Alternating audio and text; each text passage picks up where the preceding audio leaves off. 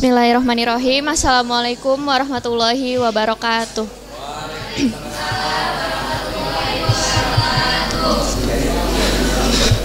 Oke. Kami di sini dari kelompok Desa Resmi Tinggal. Sebelumnya terima kasih kepada Bapak dosen dan teman-teman atas waktunya. Next slide. Sebelumnya perkenalkan, nama saya Hairunisa dari semester 5 dan anggota saya ada Risma Ananda, ada Salvia Nurhalisa. Kebetulan Salvia Nurhalisa lagi sakit. Astagfirullahaladzim. Tiara Putri, ya Allah maaf ya. Oke, saya obatin langsung sembuh. Mohon maaf. Salvia Nurhalisa ada, terus Marcella Amelia, Tiara Putri yang berhalangan hadir karena sedang sakit. Terus ada Nona Natasha, Dani Al Mustafa sama Rifki. Boleh di next. Di bagian analisis SWOT.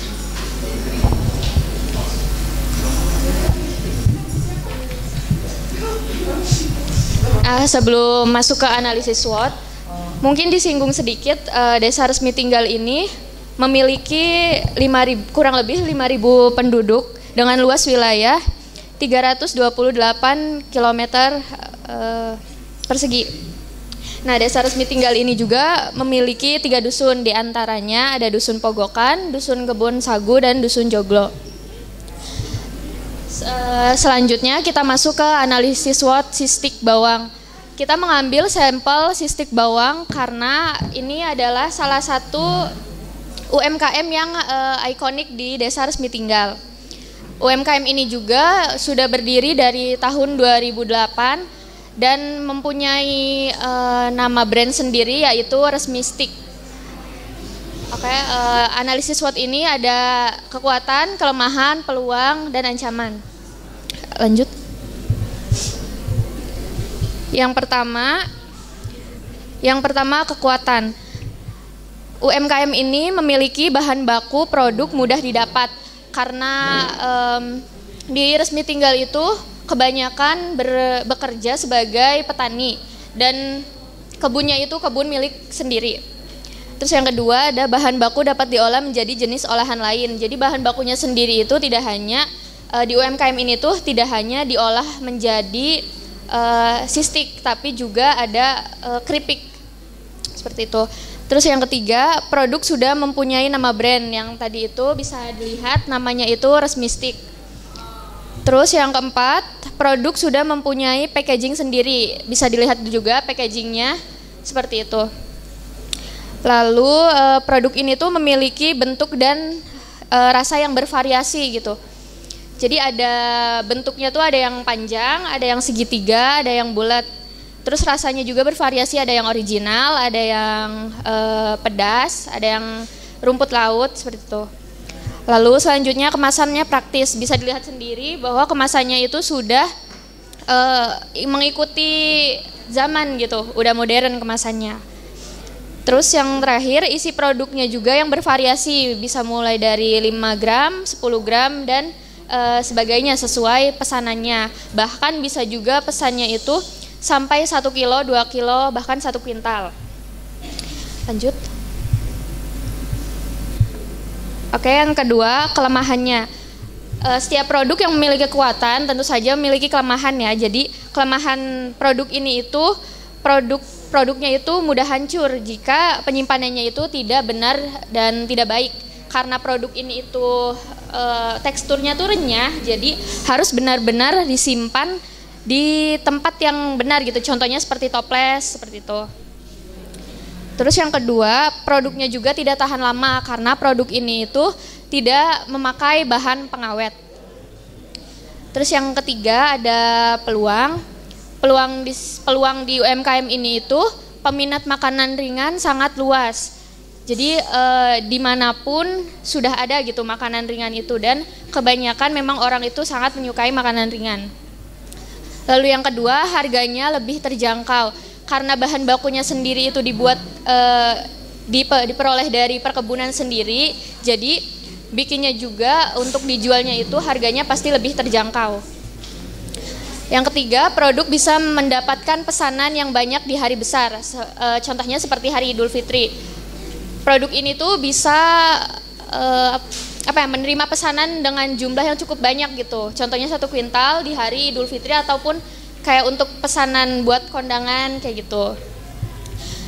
Terus yang terakhir, produk ini juga sangat berpotensi dijual secara online di marketplace karena sudah mempunyai packaging sendiri dan nama brand sendiri. Terus produk ini juga sudah dipasarkan lewat Instagram. Jadi teman-teman kalau yang mau lihat produknya bisa di @resmistik. Lanjut. Terus yang terakhir itu ada ancaman. Ancaman untuk UMKM ini itu yang pertama, terdapat banyak pesaing dalam olahan sistik meskipun bahan dasar yang dipakainya berbeda. Nah, sistik di sini itu kan nggak selalu sistik bawang ya, ada sistik wortel, sistik kentang. Jadi untuk pemasarannya itu pasti mudah gitu bersaingnya, banyak pesaingnya karena bahan bakunya juga dapat didapatkan tuh dengan mudah seperti itu. Terus yang kedua, produk ini bisa tergantikan oleh makanan ringan lain jika produk tidak mampu berkembang dari mulai varian rasa dan pengemasan. Jika nantinya produk ini tidak mengikuti zaman ataupun ketinggalan zaman gitu perkembangannya, otomatis produk ini tuh bisa tergantikan oleh makanan ringan lainnya.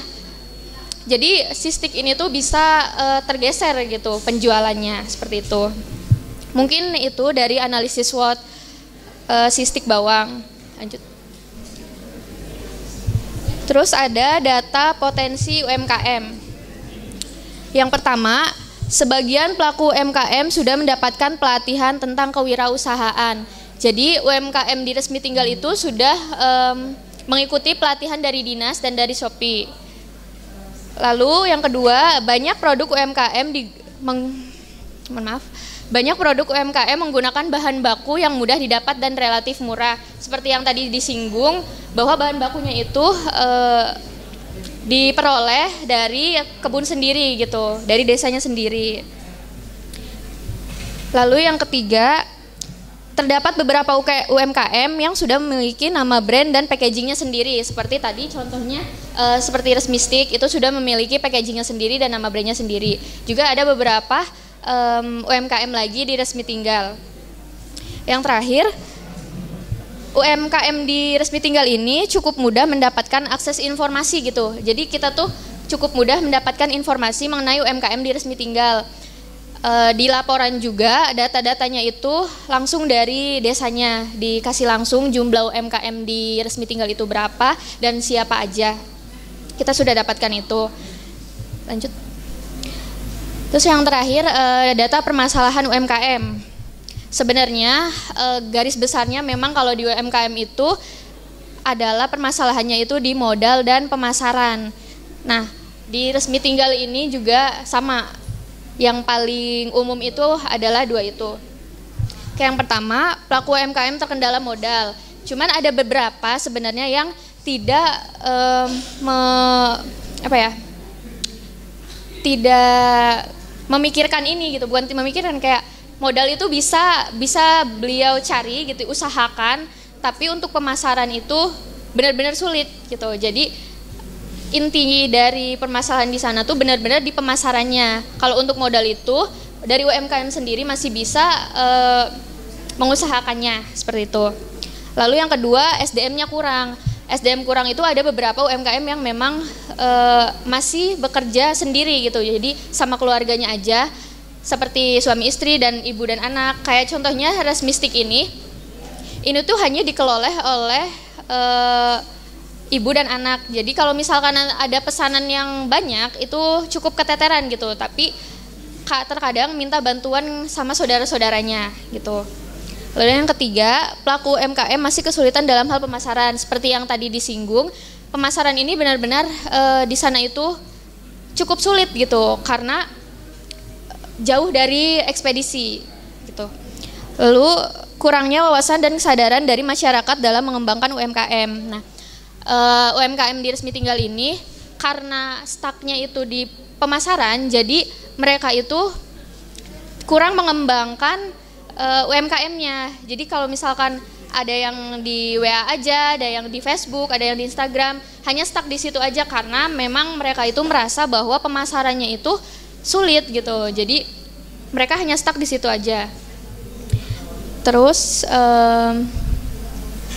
yang terakhir, cukup sulit dalam memasarkan setiap produk karena bersaing dengan harga pasar marketplace. Di marketplace sendiri kan jauh lebih murah ya biasanya, terus juga ada diskon-diskon, terus ada ini juga promo-promo gratis ongkir kayak gitu. Jadi sangat bersaing gitu di penjualan yang biasa seperti PO sama di marketplace seperti itu. Udah. Sekian dan terima kasih. Mungkin itu yang bisa saya paparkan dari hasil observasi kelompok kami. Bapak. Ya, terima kasih.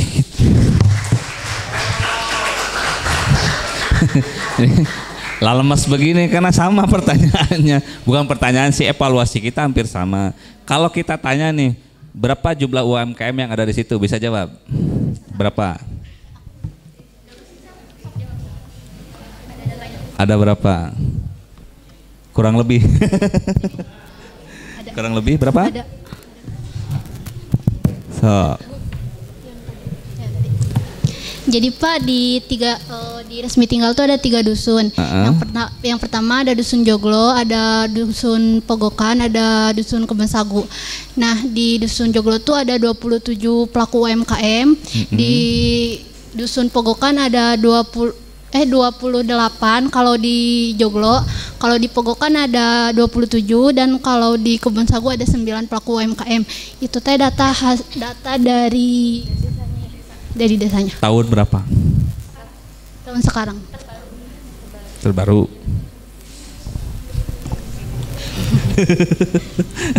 Boleh nambahin nggak Pak? Boleh.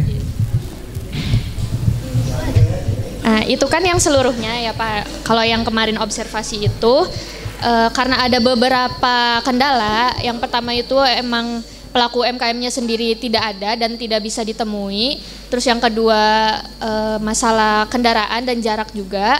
Jadi jarak dari RT 1 ke RT yang selanjutnya itu cukup jauh gitu Pak. Nah kemarin itu di Dusun Joglo itu hanya ada 4 UMKM yang kita bisa datengin. Ada 4 UMKM. Namun di situ ada tadi. Ada. Coba di awal. Lihat produknya. Mana? Di awal. Mana? Di awal Pak. Oke. Nah, mana? Kok kegedean sih? Bukan. Contoh produk yang ini iya, satu ini. sistik bawang. Iya, sebagai sampelnya yang ikonik di resmi tinggal. Oh ini ikonik. Iya. Kenapa ikonik? Mau jawab? Enggak, karena memang sudah di masyarakat resmi tinggal tuh sudah terkenalnya ini Pak. Karena udah ada di Instagram juga, udah tahu gitu. Nggak ada foto kemasannya itu? Ada Pak. Yang mana? Yang tadi tuh di bawah. Mana? Ini kemasan yang keripik. Kalau ini yang sistik. Sistik. Iya, sistik bawangnya ini. Kalau yang tadi itu keripik. Belum ada kemasan yang seperti ini gitu Pak, yang menarik. Kalau yang keripik itu. Produksinya tahu nggak berapa? Produksinya itu yang sebulan. Per bulan. Mau yang ada yang ditemukan berapa? Ya omset produksi berapa?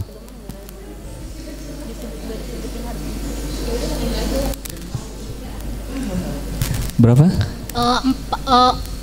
Per bulan.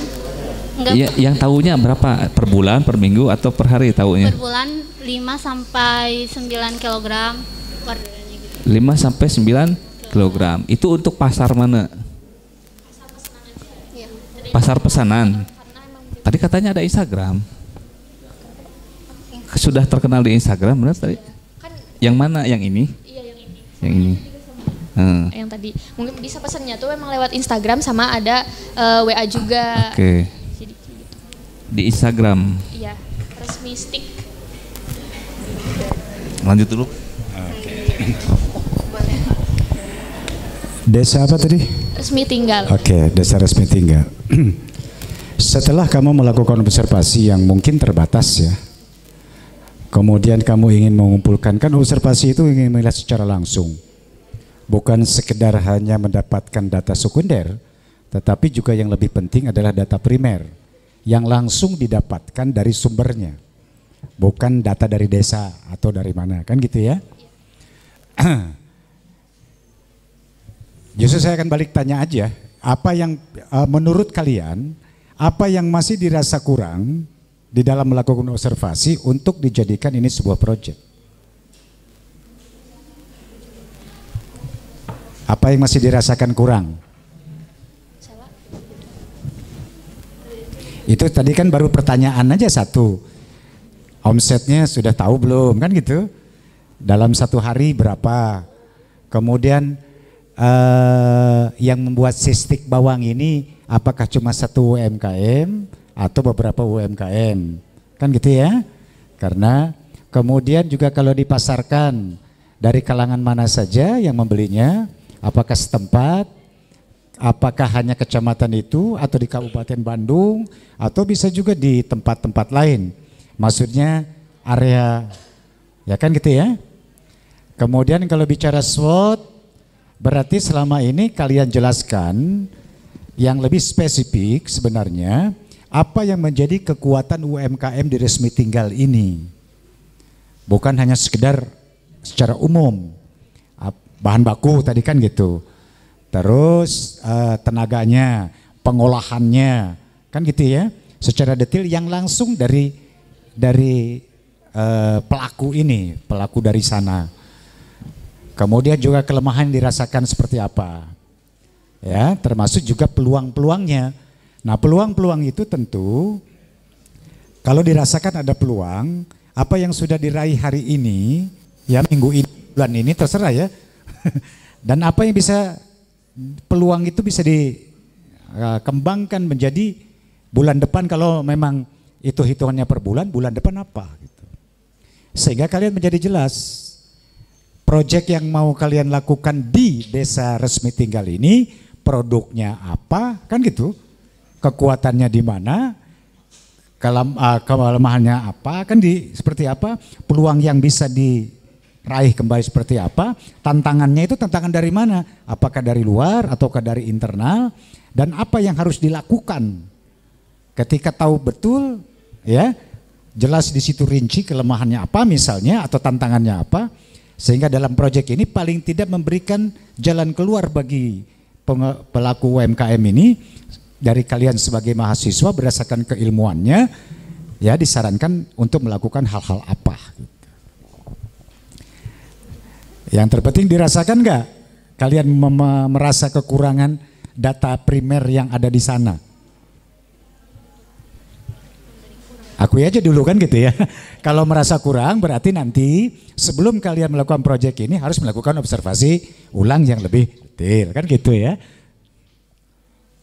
Kalau selama ini barangkali kalau memang belum dikemas seperti ini misalnya, apa saran kalian supaya ini menjadi produk yang menarik? Salah satunya adalah kemasannya. Ya termasuk packagingnya ya. Packingnya itu supaya dia tidak cepat hancur. Nah, apa saran kalian? Terus juga nanti tentang daya tahannya, masa kadaluarsanya kan gitu ya. Nah, apakah akan bertahan dengan itu? Berarti harus cepat sampai kepada konsumen, harus laku juga dalam tempo waktu yang lebih cepat. Sehingga di situ bagaimana strategi kalian dalam pemasaran supaya barang ini cepat sampai tempat tujuan dan cepat juga untuk laku gitu. Karena dibatasi. Jangan sampai apalagi biar awet pakai pengawet aja lah gitu, pakai borak atau apa kan gitu. Nah, saya dari Ahlus Sunnah wal Jamaah itu tidak diizinkan. Nah. Ya kan? Harus tetap jujur. Harus ada kejujuran di situ. Ada yang semester 5? Apa? Humas? Oke, jurnalistik kan tentang produksi konten media. Apa yang akan kalian lakukan gitu kan, sehingga keripik ini sistik ini ataupun produknya, coba ya kan gitu. Yang penting ini menjadi sebuah konten media yang menarik perhatian orang sehingga paling tidak yang pertama, oh di resmi tinggal ini ada produk ini, termasuk digugah. Saya berharap digugah gitu. Jadi kepada konsumen kalau sebagai sesama ini, mungkin banyak produk luar pabrikan dan sebagainya ya. Salah satu kelemahan UMKM kan seperti itu. Ada semacam kesadaran dari pembeli, coba dirancang sedemikian rupa, menggugah sehingga mereka menaruh simpati dan empati terhadap pelaku UMKM. Mungkin di pabrikan ya rasanya lebih bervariasi, kemasannya bisa lebih menarik, tetapi di balik kita membeli barang itu ada sesuatu gitu. Ya, kalau pabrik agak kurang laku, dia masih banyak produk-produk lainnya. Tapi di balik UMKM ini setiap hari di balik laku dan tidaknya ada orang, ada anak yang sangat ditentukan nasib pendidikannya oleh laku dan tidaknya sistik ini. Nah, itu hal untuk menggugah rasa kebersamaannya, rasa kepeduliannya terhadap UMKM. Ini salah satu yang nampaknya belum mudah-mudahan mahasiswa Uninis itu bisa menyentuh sampai ke sana. Jadi kalau memikir ini yang saya pikirkan bukan hanya sekedar rasanya. Saya membeli, saya menikmati, tapi keuntungan dari ini saya bisa bayangkan anaknya gembira bisa sekolah karena laku, ya keluarganya seperti apa gitu. Ada hal-hal yang saya meneranginnya ada hal-hal yang bisa dibalik itu. Karena UMKM untuk bersaing dengan produk-produk pabrikan, apalagi produk luar, itu salah satu untuk sampai ke sana itu salah satu kelemahan dari sumber daya manusianya itu kan tidak sampai ke sana. Ya. Apalagi harus bersaing dengan mereka cuma bisa memasarkan hanya sekedar Kertasari dan sekitarnya atau Kabupaten Bandung dan sekitarnya, sementara pabrikan yang lain yang produk yang sama sudah sampai ke Arab Saudi misalnya kan gitu. Nah, maksud saya adalah coba dipikirkan salah satu kelemahan yang ada di sini adalah kekurangannya bagaimana memasarkan produk ini kan gitu kelemahannya. Kalau meningkatkan modal juga tergantung dari berapa jumlah yang bisa dia produksi. Percuma juga dia punya modal banyak, tapi produk yang dihasilkannya itu tidak sampai kepada, sayangnya kan produk banyak hanya tidak laku, sementara ini dibatasi oleh masa edarnya, masa kadaluarsanya. Jadi apa yang bisa kalian pikirkan ya nanti kita diskusikan ya selama bimbingan itu. Kalau sekarang kan waktunya terbatas, jadi lengkapi kembali data-datanya, terutama data-data yang primer. Kemudian pastikan produk apa yang mau kalian jadikan proyek ini. Kemudian yang berikutnya adalah berbagai hal yang terkait dengan ini. Dan ujungnya adalah ada pesan-pesan gitu ya di dalam memasarkan ini. Jadi di balik sistik bawang ini gitu kan ada nasib manusia yang lain. Jadi ada semacam kepekaan dan kepedulian juga. Itu yang bisa kita berpartisipasi atau menjadi bagian dari cara kita untuk peduli terhadap mereka. Bukan sekedar makanan yang bisa kita nikmati, tetapi uang yang kita belikan untuk makanan itu ternyata punya manfaat di balik makanan itu yang diproduk oleh mereka yang berada di perkampungan di ujung sana gitu. Itu saja sih kalau dari saya, karena kalau yang hal-hal sifatnya ilmiah ini Pak Tamsa lah urusannya dengan Bu Ros. Saya lebih kepada sentuhan itu, tetapi aspek manajerialnya tadi apalagi yang SWOT ini barangkali nanti Bu Rosmala yang bisa memberikan arahan sekaligus juga masukan. Dan yang paling penting untuk juga yang lain bahwa ini bukan menguji, tetapi saya hanya ingin melihat, kami semua hanya ingin melihat bahwa kalian sudah melakukan dan apa yang kalian dapatkan. Setelah ini kami justru pekerjaannya harus lebih banyak lagi. Yang terpenting kalian dekati setiap dosen siapapun itu untuk bisa berkonsultasi bagaimana kalian membuat proyek. Dan insya Allah pimpinan fakultas menurut saya dan juga seluruh dosen yang terkait siap mendukung apa yang kalian lakukan. Kapanpun ya, karena dengan sistem ini kita bermitra sajalah. Kami akan siap, tidak usah ragu-ragu kalau ketemu langsung dengan saya misalnya. Ya kita ngobrol, tidak usah ragu-ragu. Kalaupun perlu, tapi saya tidak ada, kan nomor telepon saya ada, kan gitu ya. Silahkan, kami punya kewajiban, saya sudah berkomitmen dan insya Allah dosen-dosen lain juga berkomitmen bahwa kami akan mendampingi kalian sehingga proyek kalian bisa maksimal. Bukan untuk melihat kekurangan dan kemudian juga merespon dengan apa, tidak. Kami justru hari ini ingin mendampingi kalian. Kalau ada kekurangan wajar, ya. Mari kita sama-sama, kalau ada kekurangan kita tambahkan sama-sama. Yang penting kalian punya kemauan untuk itu. Kemudian juga yang terpenting lagi adalah apa yang kalian buat ini, apa yang menjadi proyek kalian, selain untuk menerapkan ilmu yang kalian dapatkan, tetapi yang lebih penting kalian sudah mencoba untuk menjadi orang yang bermanfaat untuk masyarakat desa ini sendiri gitu. Terima kasih ya. Mangga Bu Ros. Terima kasih Bapak.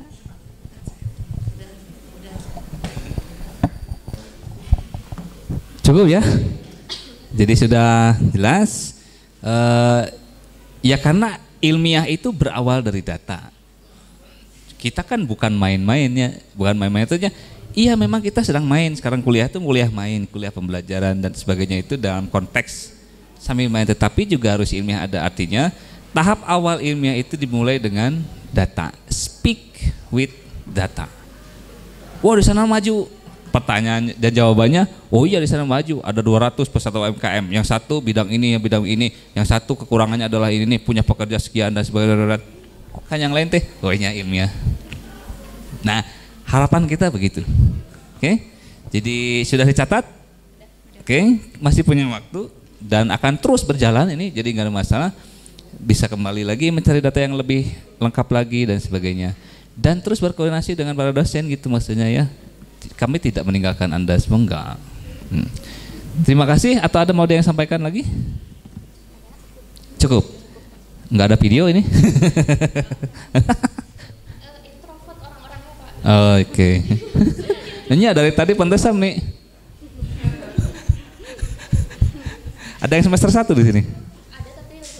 Oh sakit. Ya. Semoga lekas sembuh. Terima kasih kepada kelompok Desa Resmi Tinggal. Silakan untuk ditutup.